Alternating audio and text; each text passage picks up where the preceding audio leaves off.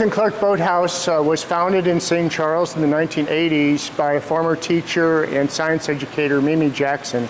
At the same time, a gentleman named Glenn Bishop was working on building a replica keelboat. He consulted the Smithsonian. He worked with the records that he had to build a 55-foot keelboat called Discovery. It was actually featured briefly in the Ken Burns film. After being in that film, unfortunately, it burned in a warehouse fire.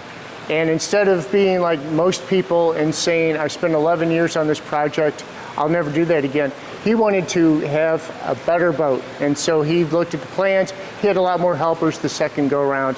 And so we house his keelboat and then two other boats, two pirogues, the red and the white, in our lower level of the boathouse. The boathouse is unique in a couple ways. One, it is right on the Missouri River. We are in the floodway, not the floodplain. If the water comes up, all we can do is move the items that we have down below, including our three boats. This is not theoretical. In 2019, we wound up losing 45 days because we had to have the boats away. The water was about 5 feet deep downstairs. This year, on the 4th of July, we had to move everything downstairs because the forecast called for the water to hit 30 feet. That said, when we're open, there's a lot of things that we have to offer. We bring in over 200 school groups a year. We have scavenger hunts where the kids find animals. Even the older kids will look for scat in the museum. So we have everyone at our front desk is a retired educator, a retired public school teacher, and so they're able to really convey to the students that sense of imagination and a sense of adventure from Lewis and Clark. We're very proud that we're an official partner with the National Park Service.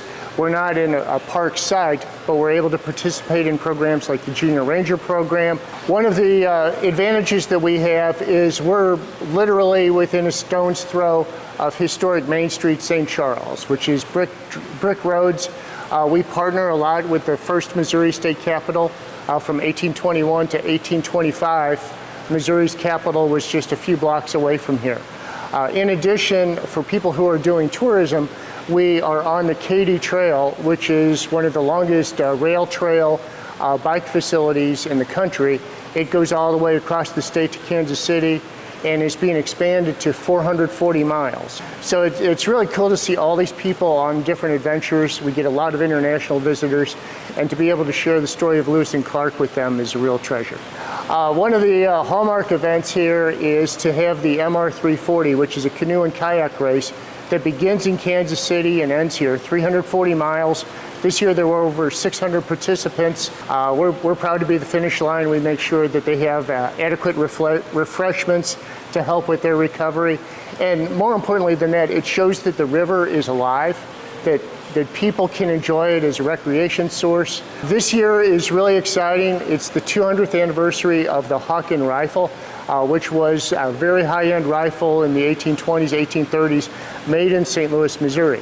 And we're going to be having their national gathering to celebrate the history of the rifle. There will be some very expensive, very unique, fascinating weapons here, as well as a lot of people celebrating the Mountain Man era of Lewis and Clark. Expect to see some things about John Coulter, especially. So we're really looking forward to hosting it. We hosted it for the first time in 2024. 2025 is the 200th year anniversary, and so we're really looking forward to a huge gathering here on the waterfront.